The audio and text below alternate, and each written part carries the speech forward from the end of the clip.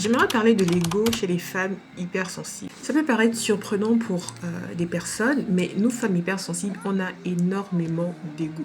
En fait.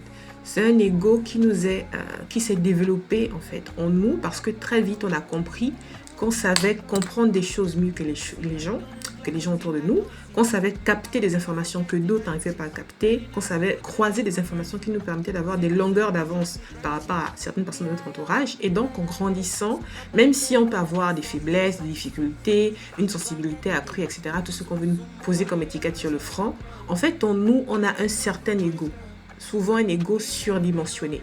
Comment se manifeste cet ego? Souvent, on va se dire, oui, non, mais sans moi, ils ne peuvent pas se débrouiller, ils ont forcément besoin de moi. Ou encore, ça peut être, oui, non, mais je suis forcément la plus intelligente, c'est moi qui dois gérer, c'est moi qui dois trouver des solutions, je dois avoir réponse à tout, c'est moi Miss Parfaite, etc.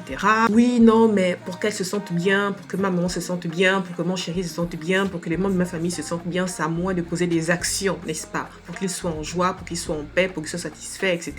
Ou alors, je ne dois pas les décevoir, je dois être parfaite sur tout point de couture, etc. Est-ce qu'on peut être d'accord sur un point? C'est que quand même, c'est de l'ego, en fait. C'est un ego qui est tellement surdimensionné, qui est tellement puissant, qui est tellement là, qui nous enferme dans des schémas, n'est-ce pas, qui nous enchaîne dans des schémas de service, dans des schémas de perfection, dans des schémas de manque de considération et de manque d'amour envers nous-mêmes. Ce sont des schémas qu'il faut briser.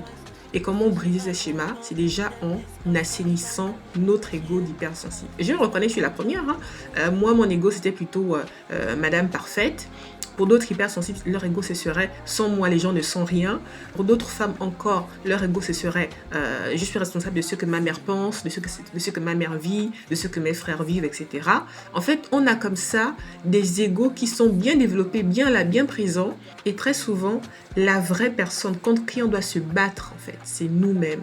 C'est renoncer à être cette femme parfaite. C'est renoncer à être cette femme qui est responsable de ce que les gens pensent, de ce que les gens disent. C'est renoncer, en fait, à vouloir tout gérer, en fait. C'est juste accepter notre humanité.